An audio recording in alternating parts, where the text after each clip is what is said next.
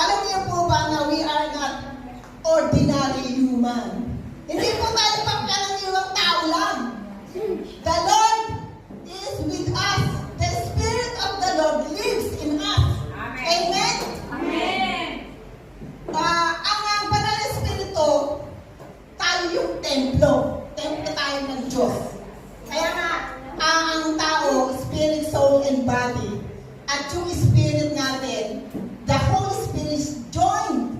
Sabi doon sa Romans, na 8:16 na ito, naging isa tayo. Nag-join yung spirit natin tsaka yung Holy Spirit. Kaya tayo, alam niyo po na hindi po tayo pure na human lang.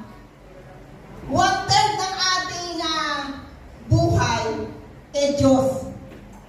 Amen? Amen. Spirit, soul, and body in our spirit. Andiyan ang Panginoon. Amen?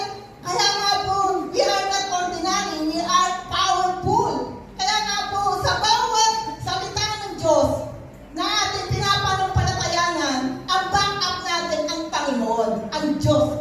Kaya nga, we have to be bold lang. Maging confident tayo na sa bawat pagsunod natin sa mga sinasabi ng Panginoon, andyan siya. Siya yung, we fight battles, pero si Lord, siya yung nagbibigay ng tagumpay. Amen? Kaya nga po, napaka-importante yung ating pong pag-aksyon. Kasi tayo po nga yung temple. Nasa atin, pero tayo yung gagamitin. To conquer o to spread yung lumawak pa ang kingdom ng God dito sa mundo. Amen?